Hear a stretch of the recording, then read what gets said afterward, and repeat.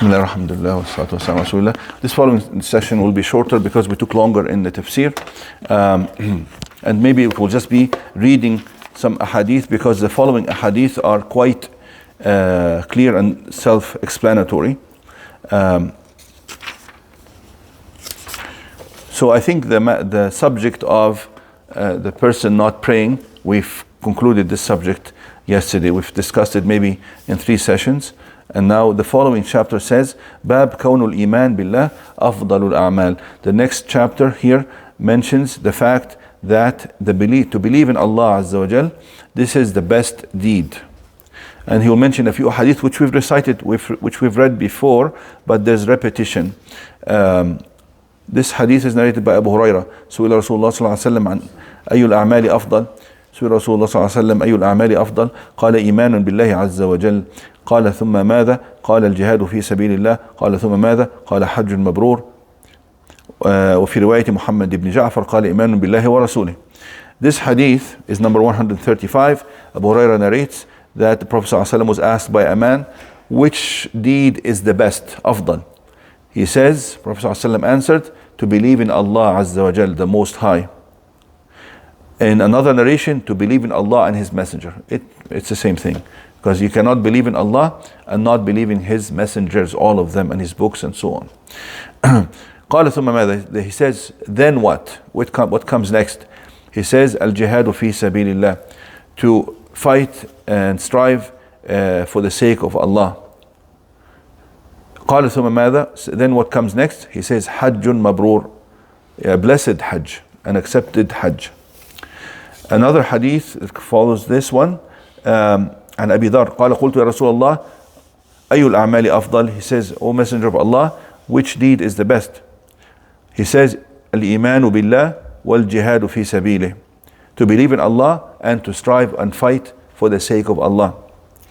قال قلت أي الرقاب أفضل. So this hadith basically said the same thing. Then he asked him, which riqab here means freeing a slave. Which if somebody wants to free slaves, and that is something that Islam called for, to free slaves, and made it an exceptionally good deed, and also an expiation for many evil deeds a person may fall into. You expiate for that and atone by freeing a slave. So he was asking, which is the best slave that I can free? He says, أنفسها عند أهلها وأكثرها ثمنا. He says, you try to free the slave that is most desirable to the people who own him, and the one who is most costly or more precious in value, because there's more sacrifice in this, of course.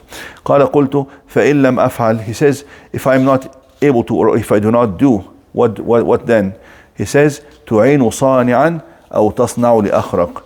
Means the next thing, the next sadaqah that you can do is to help someone like somebody who is performing something good, you help them. Sani'an means somebody who is already performing something good or able to perform a certain job that is beneficial, and you help them in doing so.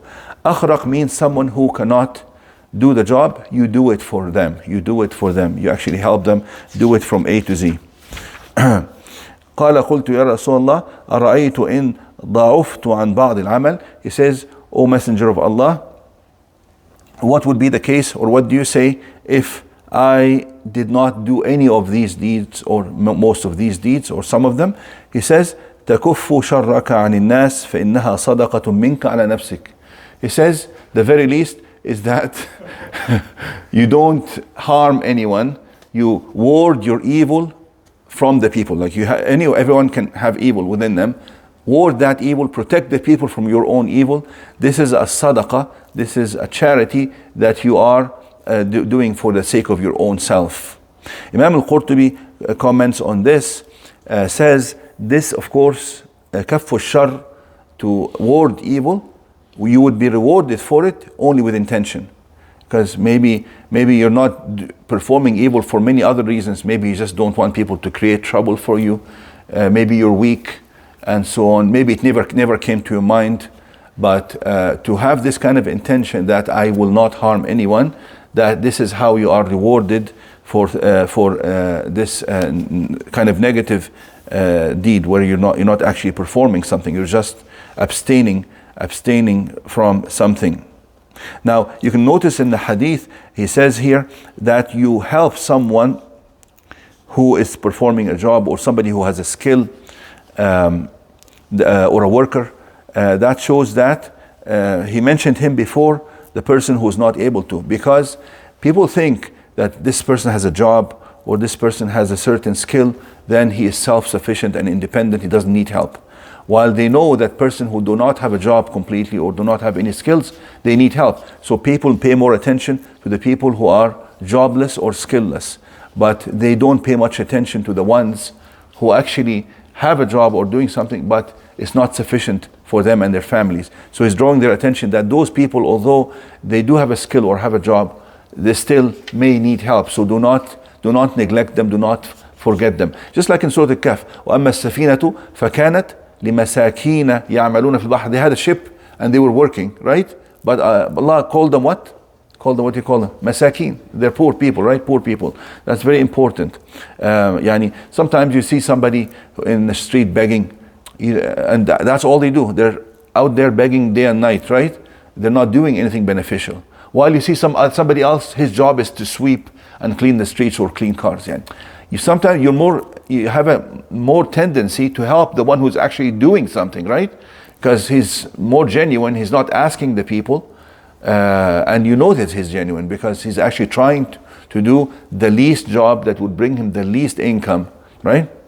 Now, this chapter, we're just reciting the hadith, and then following تعين ضائعا أو تصنع على الأخرق. This different narration. تعين ضائعا أو صانعا أو تصنع على الأخرق.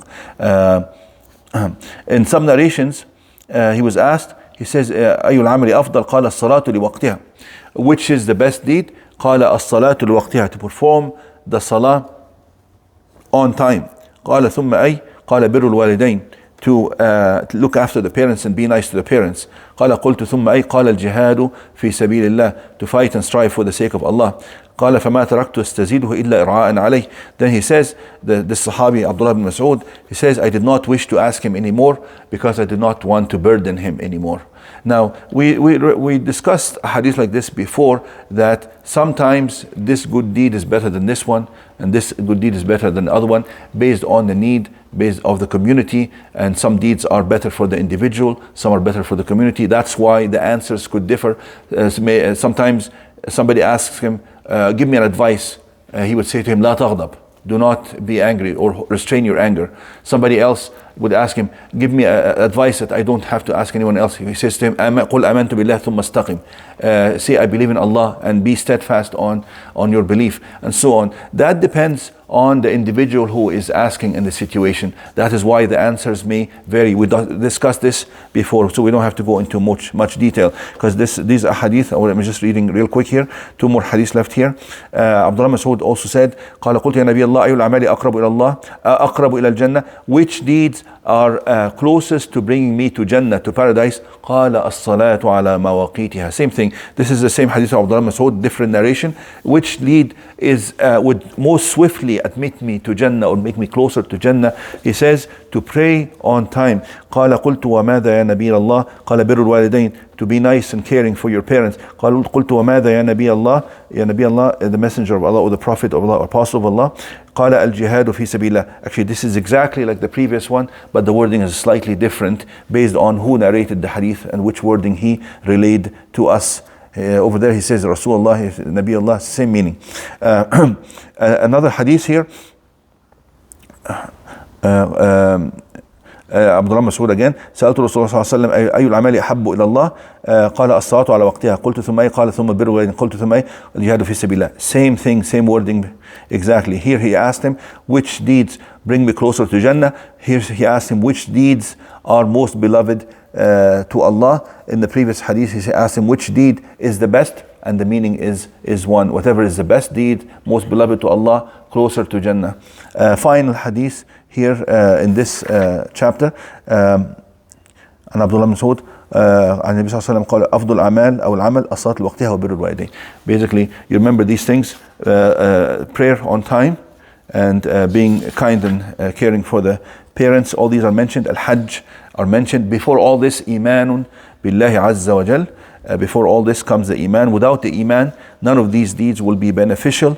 Al-Jihad is mentioned, sometimes before Birr al-Walidain, sometimes after, based also on if this jihad is Fard Ain or Fard Kifaya, whether this jihad is obligatory on the individual or not obligatory. When does it become obligatory on the individual? When Muslims are actually physically attacked in their homeland, it becomes obligatory on each individual, and it precedes Birr al-Walidain. Like if your parents then tell you not to fight and not to defend, they are not to be obeyed. Of course, you respond to them in a very nice way, but you let them know that here the obligation of Allah is to fight back and protect our honor, our land, our deen, and it's nothing to do with you. It's not like I'm not caring, but this now takes precedence, and so on. Stop here. Yeah.